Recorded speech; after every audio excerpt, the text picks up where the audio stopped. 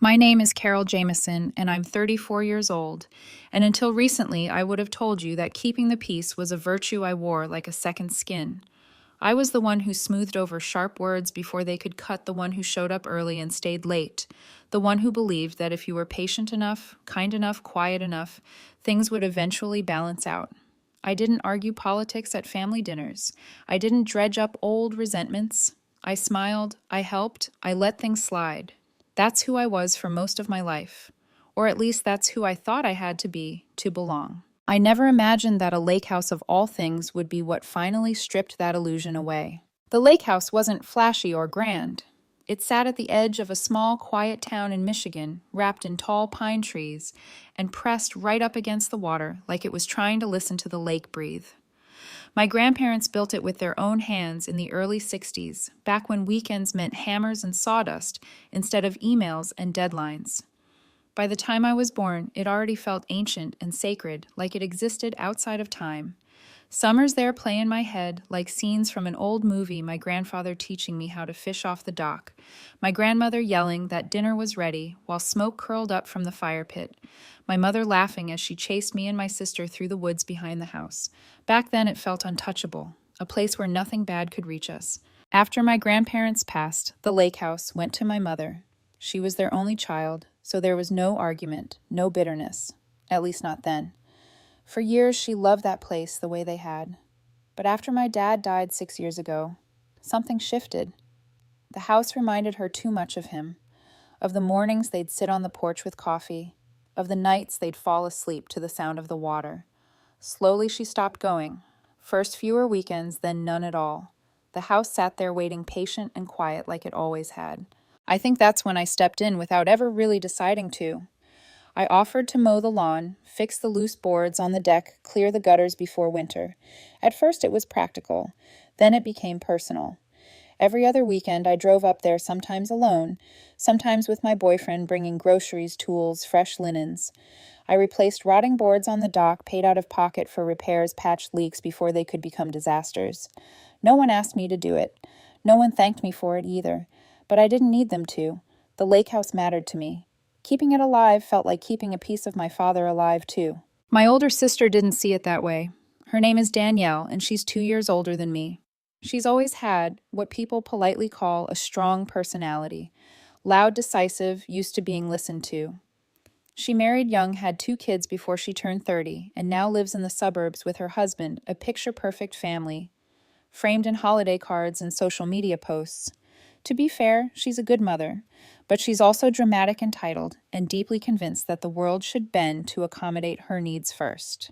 We weren't always distant. As kids, we were inseparable, at least until high school, when everything quietly turned into a comparison. Who got more attention? Who struggled more? Who deserved more? Danielle had a talent for making every situation tilt in her favor, and my mother, intentionally or not, usually let it happen. Danielle was the one with the real responsibilities, the husband, the kids, the life that looked complete from the outside. I was just Carol, the single daughter with a remote job, no children, and too much flexibility. Useful, but expendable. That's not bitterness talking. It's just the pattern I grew up inside. Last October, that pattern finally showed itself in a way I couldn't ignore. We were at my mother's house after Sunday dinner, the 4 of us. If you counted Danielle's kids running wild through the living room. Her husband hadn't come as usual. I was halfway through a cup of coffee, barely paying attention, when my mom said something so casually it felt unreal. She didn't even look up from her mug. I've been thinking about putting the lake house in Danielle's name. For a second I thought I'd misheard her. The words hung in the air, heavy and wrong. I blinked and sat up straighter. What? She sighed like I was being difficult already. You don't have kids, Carol. And you don't go up there as much anymore. Danielle's children could really benefit from it. Summers on the lake, family memories. Danielle glanced at me, then quickly looked away, fiddling with the sleeve of her sweater. She knew. I could tell by the way she avoided my eyes. This wasn't news to her. I go up there all the time, I said, my voice quieter than I wanted it to be. I've been taking care of it for years. I paid for the new dock last spring. My mother waved a hand. Yes, and I appreciate that. But this just makes sense. Makes sense. The words landed like a door closing. It wasn't just about the house. It was about everything I'd poured into it, the time, the money, the love being reduced to a temporary favor. Like I was just keeping it warm until someone with children came along to claim it. I don't think that's fair, I said finally. You told us we'd decide together when the time came. Danielle jumped in then, her voice bright in a way that made my stomach tighten. It's not a big deal, Carol. You can still visit whenever you want. Not a big deal. I smiled tight and polite and stood up to clear the plates. I didn't want to start something in front of the kids. At the sink, my hands shook as I rinsed dishes I barely remembered using. Behind me, the conversation moved on light and cheerful, like nothing had happened. That was the moment something hollow settled in my chest. Not anger, not yet. Just the realization that I had been standing in the background of my own family for a long time, quietly keeping things together while everyone else decided what mattered. I told myself it was a misunderstanding, that my mother hadn't thought it through, that Danielle wouldn't really push it. I was wrong. Because once you're seen as optional, everything that comes after is just a formality. I tried to convince myself that night was just a misstep. Families say clumsy things all the time. People get tired, words come out wrong, intentions get misunderstood. That's what I told myself as I drove home in the dark, my headlights cutting through empty roads, while my thoughts looped in circles I couldn't quiet. I replayed my mother's voice, the way she'd said it so casually, like she was talking about rearranging furniture instead of rewriting the foundation of our family history. I told myself she'd call in the morning and clarify, apologize maybe, or at least explain. She didn't. A week passed, then another. No follow-up, no acknowledgement. Just silence, thick and deliberate. I kept going up to the Lakehouse anyway, even though part of me wondered if I was trespassing on something that was already being taken from me in slow motion. The air there had changed. Not physically, not in any way I could point to, but emotionally. Every creak of the floorboards felt louder. Every repair I made carried a strange weight, like I was caring for something that was being quietly reassigned behind my back. It was on a Wednesday afternoon when my phone rang.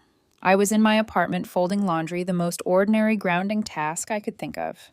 When I saw my mother's name on the screen, my stomach tightened, but I answered anyway. Her voice was calm, too calm. That careful, gentle tone she used when she was about to say something painful, but wanted it wrapped in softness. Carol, honey, she said, I talked to a lawyer. I stopped folding. About what? There are just a few forms we'd need you to sign, she continued, like she hadn't heard the edge in my voice. Since your name is already on the deed as a co-owner, it would be cleaner if you signed your portion over. Quietly. No need to make it into a big discussion. The room seemed to tilt. I sat down hard on the edge of the bed. You want me to sign over the Lakehouse to Danielle? Well, she hesitated, then laughed lightly, brittle, and rehearsed. Technically, to me first, and then to her. Don't be dramatic. Don't be dramatic. The phrase hit harder than anything else she'd said. You're asking me to give up my share of the house I've been maintaining for years, I said, without even talking to me about it.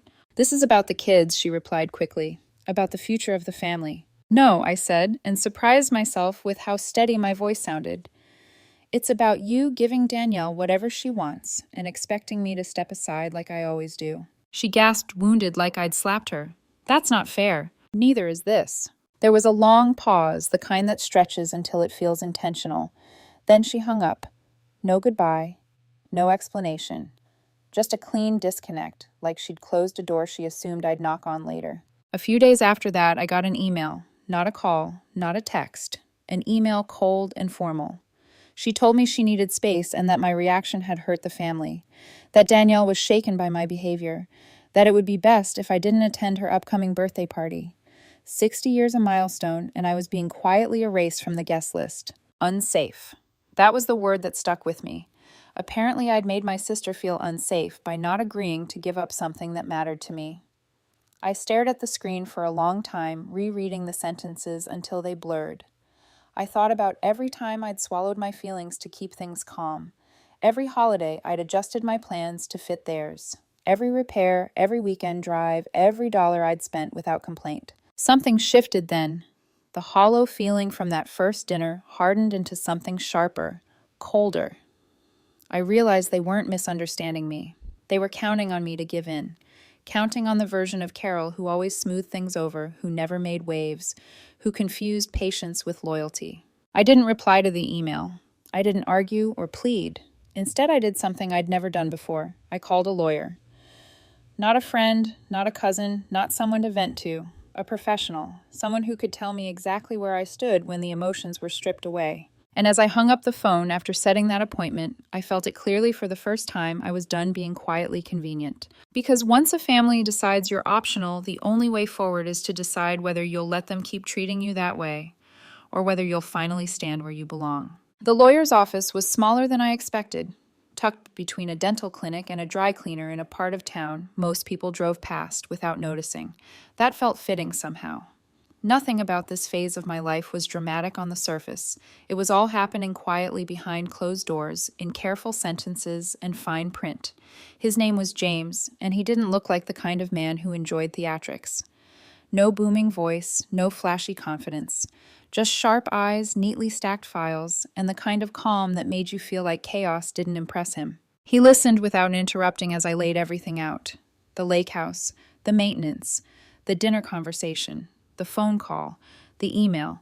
When I finished, I braced myself for him to tell me I was overreacting, that families do messy things when emotions get involved. Instead, he asked one simple question. Do you know exactly what's on the deed? I didn't. Not really. I knew my name was there because my mother had mentioned it in passing years ago, something about paperwork after my dad died. I'd never thought to look closely. James nodded and pulled the documents. As he walked me through them, line by line, something unexpected happened. Relief sharp and almost painful cut through the dread I'd been carrying. My father quietly and deliberately had made me a joint owner with my mother when he passed. Not a placeholder, not a courtesy mention, a legal equal. She can't transfer or sell without your consent, James said plainly, and she certainly can't coerce you into signing it away. I sat there stunned. All that pressure, all those assumptions, built on the idea that I wouldn't check, that I wouldn't question, that I'd do what I always did and smooth things over. James asked what I wanted to do next. I told him I needed time, not because I was unsure, but because I wanted to be deliberate.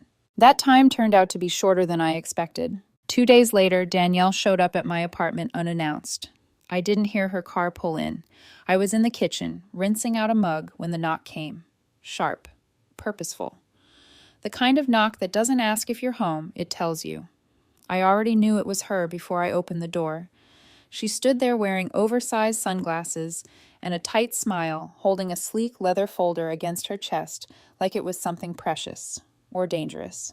"Hey," she said too cheerfully. "Got a minute?" I stepped aside without answering.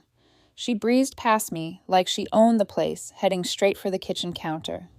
She set the folder down carefully and turned to face me. "I thought we should talk," she said. "Clear the air before Mom's party." I crossed my arms. "You mean the party I'm not invited to?" She sighed like I was exhausting her. "Don't start." She opened the folder and slid a stack of papers toward me. Deed transfer forms, draft agreements, my name printed neatly at the top.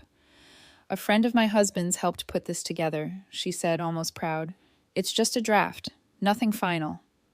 But it would make things easier for everyone." "For everyone except me," I said, not touching them. "This isn't about you," she snapped, dropping the pleasant tone. "You're being stubborn." I laughed. Then a short, humorless sound. "You show up at my home with legal papers, and I'm the problem." She leaned closer, lowering her voice. "Mom's not going to live forever, Carol. She's trying to plan ahead.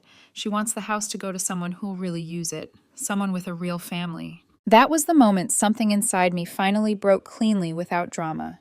"I am family," I said, "and I'm done pretending I'm not." Her expression hardened. She closed the folder and tucked it under her arm.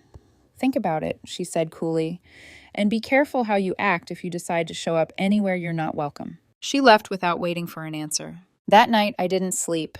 I thought about the dock boards I'd replaced, the storms I'd cleaned up, after the hours I'd spent preserving something no one else wanted to be bothered with.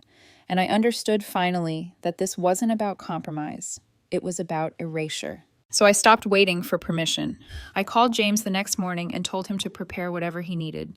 Because if they wanted quiet compliance, they were about to learn exactly how loud silence could be when it was backed by truth. The days after Danielle showed up at my apartment passed in a strange, suspended quiet. No calls, no texts, no apologies disguised as concern. Just the low hum of tension vibrating beneath everything I did. It was the kind of silence that wasn't peaceful at all but deliberate, as if they were waiting for me to fold, to call and say I'd overreacted, to sign the papers and pretend none of this had happened. I didn't. Instead, I stayed quiet in a way that felt different from before. This wasn't me swallowing my feelings. It was me choosing not to offer them anything else to twist. I went to work. I cooked real meals instead of picking at takeout. I spent a long Saturday at the Lakehouse fixing a loose railing and restaining a section of the deck, letting the physical work burn off the anger that kept flaring up at odd moments. I could feel something solid forming under the hurt. Resolve, maybe? Or clarity. The birthday party invitation came in directly. Not from my mother, not from Danielle, but from my cousin Lisa, who forwarded it with a short message. Is it just me, or is it weird? Your name isn't on this. 60 years old. A catered banquet hall. Crystal chandeliers, printed menus, the kind of event that was more performance than celebration. Everyone would be there. Everyone except me. I didn't reply. I didn't need to. I already knew what I was going to do. The night of the party, I stood in front of my closet longer than I should have. Not because I wanted to look impressive, but because I wanted to look composed, like someone who belonged in the room even if they'd been deliberately left out. I chose a simple black dress, nothing dramatic, and a pair of shoes that didn't pinch. Then I picked up the envelope James had prepared and drove to his office to collect him. He didn't ask if I was nervous. He just nodded once and said, "Ready." The banquet hall glowed as we pulled into the parking lot. Balloons, valet service, laughter spilling out through the doors. It looked like a place where nothing uncomfortable was supposed to happen. I straightened my shoulders and walked in beside him. The effect was immediate. Conversation stalled mid-sentence. People turned, whispered. Someone gasped softly, like they'd seen a ghost.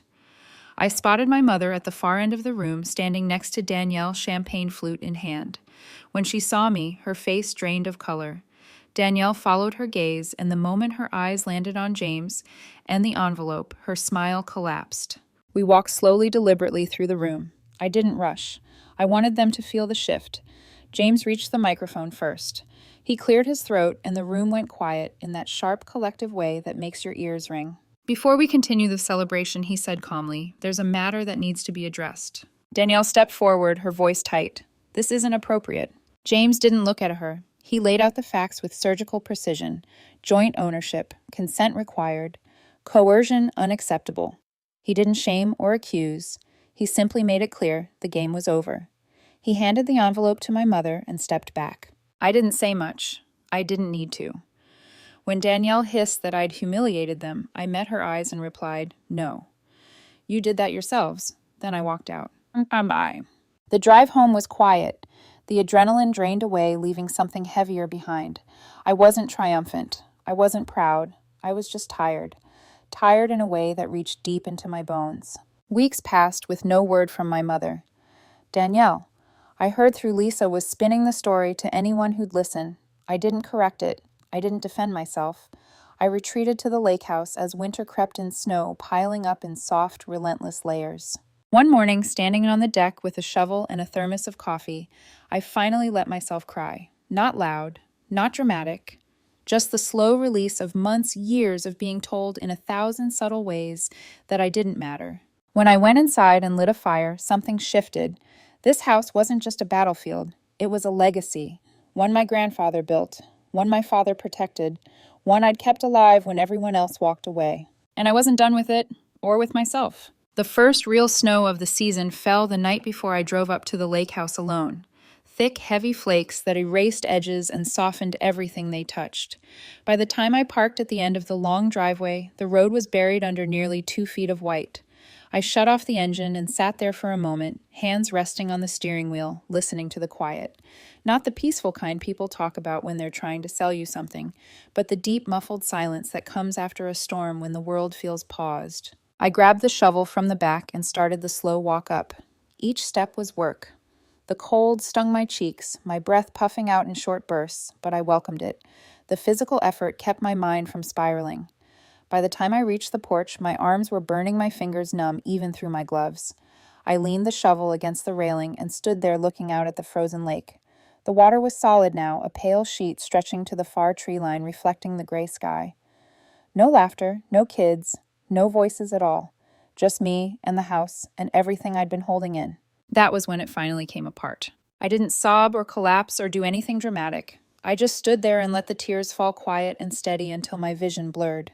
I cried for my father for the way he'd believed in me without ever needing to announce it.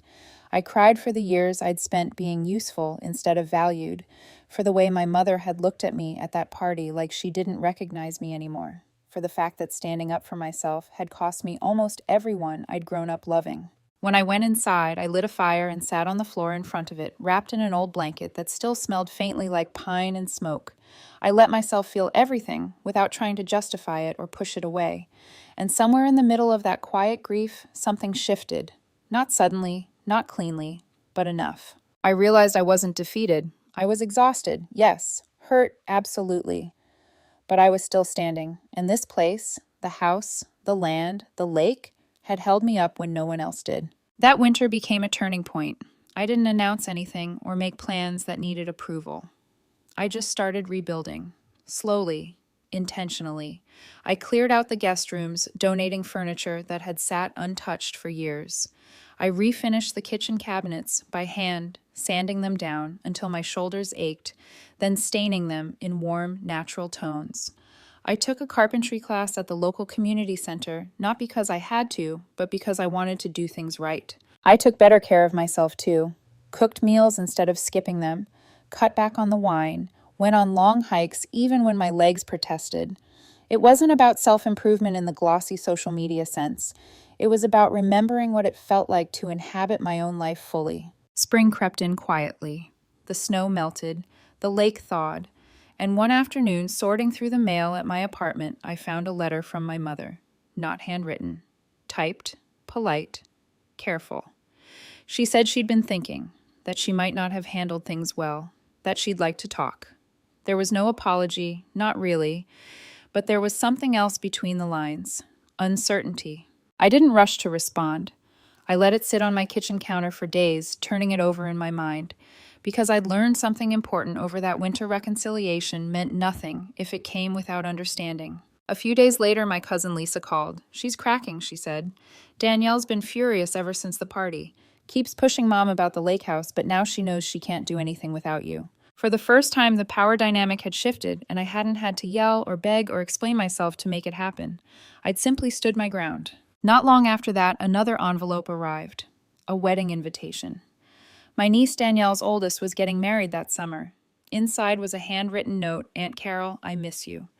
I don't care about the drama. I just want you there. I held that card for a long time, knowing that if I went, nothing would be simple, but also knowing that this choice was mine alone, and that something was waiting on the other side of it. I didn't answer the wedding invitation right away. I left it on my kitchen table, sliding it from one corner to another as I went about my days, as if its position might somehow decide things for me. The truth was, I already knew what saying yes would mean. It wouldn't just be a ceremony, it would be a re-entry.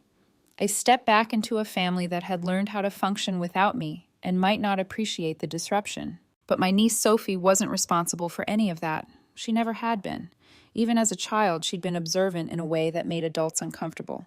She noticed who showed up, who stayed, who listened. When she was small, she used to follow me around the Lakehouse, asking questions about everything, how the dock was built, why the water changed color at different times of day, how to tell when a storm was coming by the way the wind moved through the trees. I'd taught her how to skip stones on the lake one summer while her parents argued quietly on the porch. She'd gotten it on her fourth try and looked at me like I'd handed her a secret. So I said yes. A week later, I called her. She answered on the second ring, breathless with excitement. Aunt Carol, she said, like she was afraid I might hang up if she didn't sound happy enough. I got your invitation, I told her. Thank you for thinking of me. There was a pause. I wasn't sure you'd come, she admitted. I will, I said, and I meant it. We talked for over an hour. About her fiancé, about the small lakeside venue she'd chosen, about how she wanted the day to feel calm and intimate, not like a performance. She avoided mentioning her mother until the very end when her voice softened. I know it might be tense, she said, but I don't want the drama there. I just want people who love me. I'll handle myself, I promised. You don't need to worry about me. She hesitated. Can I ask you something kind of weird? Go ahead. Could I come see the Lakehouse before the wedding? The question caught me off guard. You want to? I miss it, she said quietly. I haven't been there since I was a kid. So she came the following weekend, alone. We spent the day walking the trails, eating sandwiches on the porch, talking about everything and nothing. When she saw the old swing I'd restored, she started to cry. Dad used to push me on that, she said. I know, I replied. Eventually, she said what she'd been holding back, that she knew her mother was twisting the story, that she didn't believe I was the villain. I didn't correct her or defend myself. I didn't need to. She already understood. That was when the idea began to form. Not revenge, not confrontation.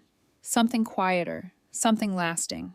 Because Sophie deserved more than whispered apologies and uncomfortable glances at her wedding. She deserved something solid, something that said she mattered, that the things she remembered and loved weren't disposable. And I had just the thing. The weeks leading up to the wedding passed in a steady, purposeful rhythm. I didn't tell anyone what I was planning, not even Lisa. Especially not Lisa. Some things need room to breathe before they're spoken aloud, and this was one of them. What I knew was simple. I didn't want to walk into that wedding carrying resentment or unfinished anger. I wanted to walk in grounded, clear, and sure of myself. I called James again. He answered with a dry, familiar amusement in his voice. Let me guess, he said. Another family gathering. Not exactly, I replied.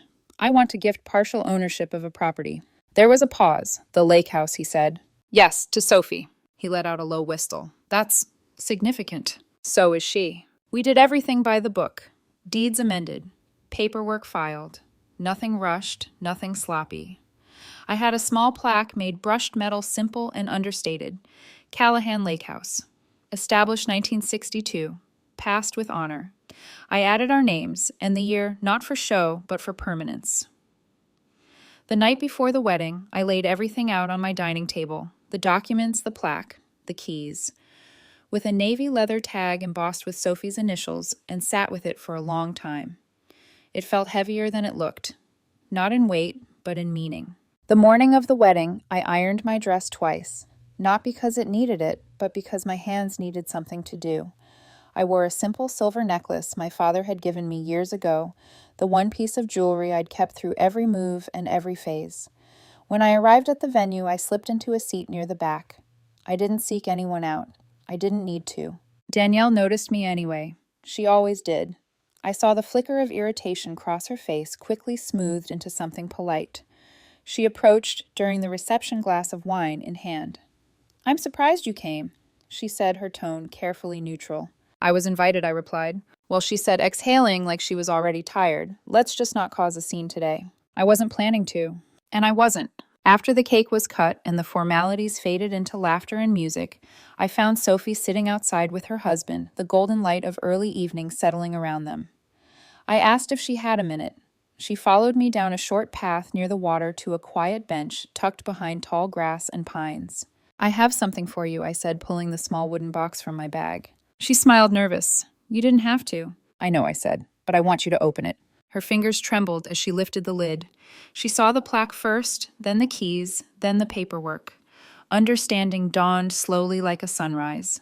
Aunt Carol, she whispered. I added you as a co-owner, I said gently. The Lakehouse isn't just mine anymore. It's yours too. She covered her mouth, tears spilling over. Why? Because you've always seen me, I said, and because that place deserves someone who loves it the way you do.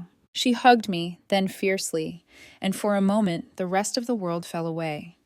When we walked back toward the reception together, I caught sight of Danielle, watching from across the lawn, her smile gone, her expression unreadable. For the first time, she didn't control the story, and she had no idea how much that was about to matter. The shift didn't happen all at once. There was no explosion, no raised voices, no dramatic confrontation under string lights and wedding lanterns. It happened quietly in the way people's eyes lingered just a second too long when Sophie came back inside holding my hand. In the way Danielle's posture stiffened like she was trying to solve a puzzle and realizing too many pieces were missing. I stayed for the rest of the reception. I danced, once laughed when it felt natural, and slipped away before the night thinned out into exhaustion and overindulgence. I didn't want to give anyone a reason to rewrite my presence as provocation. I'd learned by then that silence, when chosen deliberately, had a gravity all its own. The drive home was calm, not numb calm, the kind of calm that comes after you've finally said the thing that's been pressing against your chest for months, not with words, but with action. I slept better that night than I had in a long time. Danielle, on the other hand, did not. I didn't hear it from her directly. I heard it from Lisa first, then from another cousin, and then from a mutual family friend who didn't even realize she was passing along anything significant. Danielle had been spiraling since the wedding, furious in a way that didn't quite know where to land. She told people I'd manipulated Sophie, that I'd bought her loyalty, that I was trying to turn the family against her out of spite. It would have been almost funny if it hadn't been so predictable. What Danielle didn't know, what she couldn't have known, was that she was already too late. Because the truth has a way of settling in once people are forced to look at it from a different angle. Sophie wasn't a pawn. She was an adult, a married woman. And she had chosen to stand with me, not because I asked her to, but because she finally had the space to see things clearly. A few days after the wedding, Sophie and her husband spent a weekend at the Lakehouse. They sent me photos of the porch in the early morning light, coffee mugs on the railing, the swing moving gently in the breeze. Nothing flashy, just presence, care, respect. That's when the next crack appeared. Lisa called me one evening, her voice low. "You're not going to like this," she said. Danielle posted something. She sent me a screenshot. A photo of Danielle and her husband standing in front of a sign that read, "Coming soon, Lakeview Retreat. Family-focused luxury getaways."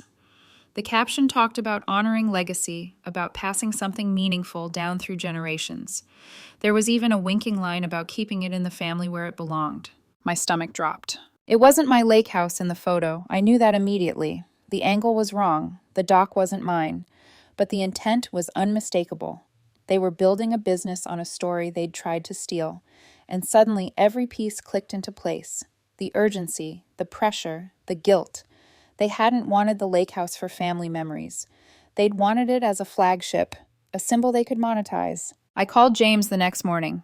"They're trying to recreate it," I said. "Let's take a look," he replied, already sounding focused. What we found wasn't loud or criminal in the obvious sense. It was worse. Careless filings, a rushed LLC. Danielle's name on paperwork she barely understood. My mother listed as a silent partner, her retirement funds quietly entangled in startup loans she hadn't fully grasped. It wasn't greed alone. It was entitlement layered over denial, built on the assumption that no one would ever stop them. James laid out the options. "We can go public," he said. I shook my head. "No, I don't want spectacle." "What do you want?" I want it to be impossible for them to keep pretending. So we moved quietly. Zoning issues, permit reviews, formal complaints filed without drama or accusation. The kind of scrutiny that doesn't announce itself but changes everything. At the same time, I went to see my mother. Not to reconcile, not to fight. Just to ask one question I should have asked years ago. "Did you give Danielle access to your accounts?" She didn't answer right away. Just stared into her T-shoulders slumped suddenly smaller than I remembered. "She said it was an investment," she murmured, "that your father would have wanted it." I didn't argue. I didn't need to. The truth sat between us, heavy and unavoidable. I told her what I was doing, what James was doing, and what I needed from her if she wanted this to end quietly. She nodded. No protest, no tears, just tired acceptance. Within a month, the permits were denied. Appeals stalled. Neighbors complained. The retreat never opened. Danielle stopped posting. Then she stopped calling people back. And through it all, I stayed exactly where I was, steady, silent, and no longer willing to be written out of my own story. By the time summer settled fully into the lake, Danielle's world had gone quiet in a way that felt almost unnatural for someone who had always filled every space with her voice. The posts stopped. The group messages dried up. The family gossip, which usually traveled faster than truth, had nowhere left to go. There was nothing dramatic to report, no public meltdown, no courtroom spectacle, just a slow collapse that couldn't be spun into anything flattering. Ryan, her husband, tried to salvage what he could. He shifted the LLC to a new county. Floated the idea of a rebrand, even hinted at a different property 2 states over. But the momentum was gone. Investors backed out. Permits stalled. When you build something on a borrowed story, it turns out there isn't much holding it up once the illusion cracks. The final blow didn't come from me. It came from Sophie. One evening, while I was out of town for work, she called me, her voice tight. "She was here," she said. "Mom." At the Lakehouse. She was walking around taking pictures, Sophie continued, like she was trying to remember how things used to look. She kept saying this should have been hers. I closed my eyes and took a breath. Did she leave when you asked? Eventually, but she didn't think she was doing anything wrong. I called James that night.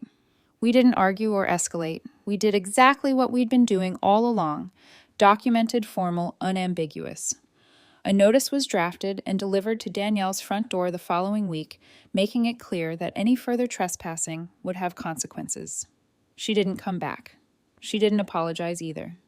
She just disappeared into the version of herself that avoids responsibility by pretending nothing ever mattered in the first place. She tried one last time to control the narrative, though.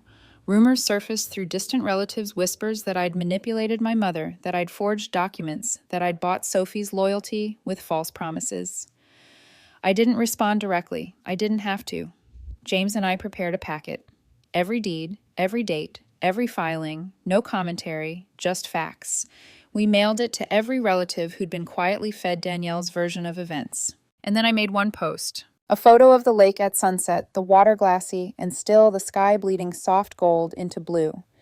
The caption read, "Some things aren't inherited, they're earned." I didn't tag anyone. I didn't explain. It didn't need to. The post traveled on its own, shared and reshared within the family network. Even my mother liked it. Danielle deactivated her account a week later. Life didn't suddenly become perfect. My mother moved into a small condo near town, downsizing, in a way that felt less like retreat and more like relief. We're not close the way we once were, but we're calmer. Sometimes she sends Sophie old photos from albums I thought were lost. Occasionally she includes one of me. As for the Lakehouse, it became what I'd always felt it was meant to be, a place of quiet restoration. I finished building a second dock, added a fire pit near the water, hosted my first small artist residency. 3 painters, 2 writers, a cellist who practiced at dawn as fog rolled off the lake. Sophie visits often.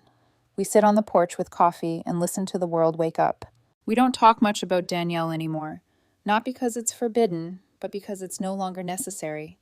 The echoes of entitlement have faded into the trees, replaced by something steadier, something earned.